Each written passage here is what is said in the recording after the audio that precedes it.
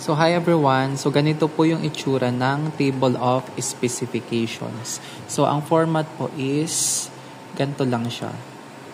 Sa first column, ilalagay nyo po yung competencies. Ayan. Mga learning competencies. Ayan, kung ilan po yung learning competency na tinuro ninyo all throughout the quarter.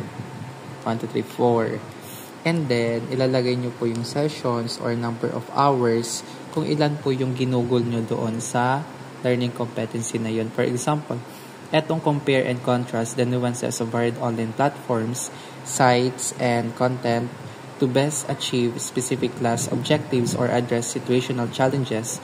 And po, 8 hours po siya since 2 weeks po yung discussion namin dito. So, eto po, yung pagkuha po ng number of items is, eto po, yung formula sa baba. Number of sessions, ayan, divided by total number of,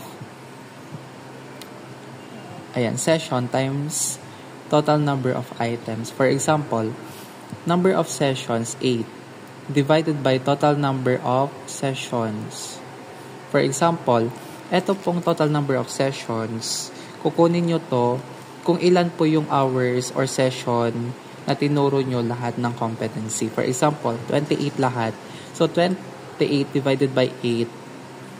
And then, multiply the product by total number of items, which is 60.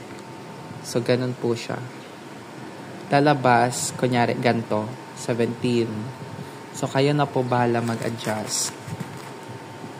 Ganun lang po yung pagkuha ng total number of items per competencies. Yan po.